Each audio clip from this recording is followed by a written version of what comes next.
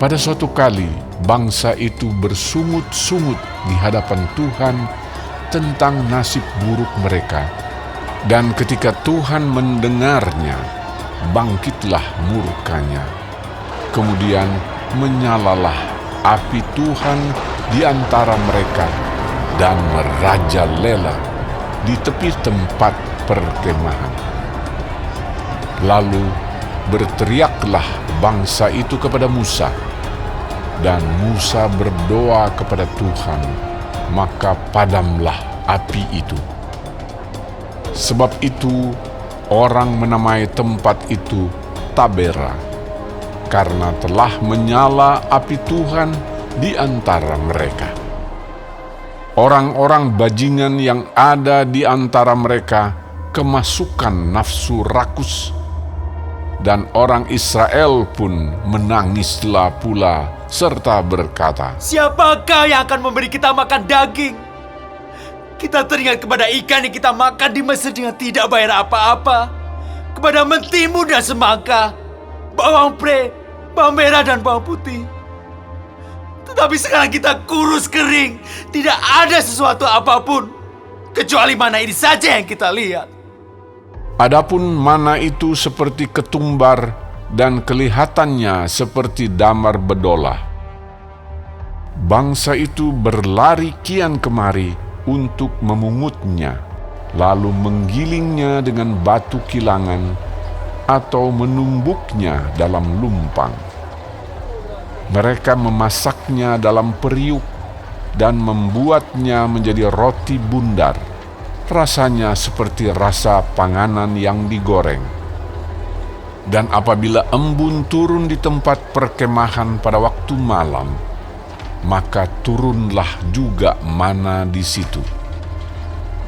Ketika Musa mendengar bangsa itu, yaitu orang-orang dari setiap kaum, menangis di depan pintu kemahnya, bangkitlah murka Tuhan dengan sangat, dan hal itu dipandang jahat oleh Musa. Lalu berkatalah Musa kepada Tuhan, "Mengapa kau perlakukan hamba-Mu ini dengan buruk, dan mengapa aku tidak mendapat kasih karunia di mata-Mu, sehingga Engkau membebankan kepadaku tanggung jawab atas seluruh bangsa ini? Akukah yang mengandung seluruh bangsa ini, atau akukah yang melahirkannya? Sehingga Engkau berkata kepadaku, pangkulah dia seperti pak pengasuh memangku anak yang menyusu. Berjalan ke tanah yang Kau janjikan dengan bersumpah kepada nenek moyangnya.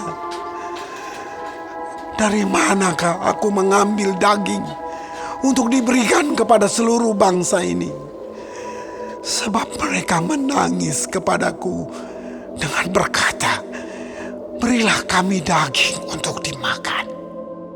Aku seorang diri tidak dapat memikul tanggung jawab atas seluruh bangsa ini, sebab terlalu berat bagiku. Jika Engkau berlaku demikian kepadaku, sebaiknya Engkau membunuh aku saja. Jika aku mendapat kasih karunia di mata-Mu, supaya aku tidak harus melihat celakaku." Lalu berfirmanlah Tuhan kepada Musa, Kumpulkanlah di hadapanku dari antara para tua-tua Israel 70 orang, yang kau ketahui menjadi tua-tua bangsa dan pengatur pasukannya. Kemudian bawalah mereka ke kemah pertemuan, supaya mereka berdiri di sana bersama-sama dengan engkau. Maka aku akan turun dan berbicara dengan engkau di sana. Lalu sebagian dari roh yang hinggap padamu itu akan kuambil dan kutaruh atas mereka. Maka mereka bersama-sama dengan engkau akan memikul tanggung jawab atas bangsa itu. Jadi tidak usah lagi engkau seorang diri memikulnya. Tetapi kepada bangsa itu haruslah kau katakan, kuduskanlah dirimu untuk besok maka kamu akan makan daging. Sebab kamu telah menangis di hadapan Tuhan dengan berkata, "Siapakah yang akan memberi kami makan daging? Begitu baik keadaan kita di Mesir, bukan?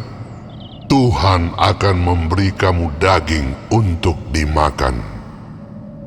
Bukan hanya 1 hari kamu akan memakannya, bukan 2 hari, bukan 5 hari, bukan 10 hari, bukan 20 hari, tetapi genap sebulan lamanya, sampai keluar dari dalam hidungmu, dan sampai kamu muak, karena kamu telah menolak Tuhan yang ada di tengah-tengah kamu, dan menangis di hadapannya dengan berkata, untuk apakah kita keluar dari Mesir?"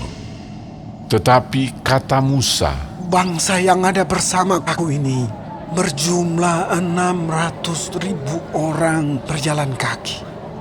Namun Engkau berfirman, daging akan kuberikan kepada mereka, dan genap sebulan lamanya mereka akan memakannya. Dapatkah sekian banyak kambing domba dan lembu sapi disembelih bagi mereka, sehingga mereka mendapat cukup? Atau dapatkah ditangkap segala ikan di laut bagi mereka, sehingga mereka mendapat cukup? tetapi Tuhan menjawab Musa, Masakan kuasa Tuhan akan kurang untuk melakukan itu? Sekarang engkau akan melihat apakah firman-Ku terjadi kepadamu atau tidak. Setelah Musa datang keluar, disampaikannya firman Tuhan itu kepada bangsa itu. Ia mengumpulkan 70 orang dari para tua-tua bangsa itu dan menyuruh mereka berdiri di sekeliling kemah. Lalu turunlah Tuhan dalam awan dan berbicara kepada Musa. Kemudian diambilnya sebagian dari roh yang hinggap padanya dan ditaruhnya atas ke-70 tua-tua itu. Ketika roh itu hinggap pada mereka, kepenuhanlah mereka seperti nabi, tetapi sesudah itu tidak lagi. Masih ada 2 orang tinggal di tempat perkemahan, yang seorang bernama Eldad, yang lain bernama Medad. Ketika roh itu hinggap pada mereka, mereka itu termasuk orang-orang yang dicatat, tetapi tidak turut pergi ke kemah. Maka kepenuhanlah mereka seperti nabi di tempat perkemahan. Lalu berlarilah seorang muda memberitahukan kepada Musa, Eldad dan Medad kepenuhan seperti nabi di tempat perkemahan. Maka menjawablah Yosua bin Nun yang sejak mudanya menjadi abdi Musa. Tuanku Musa, cegahlah mereka.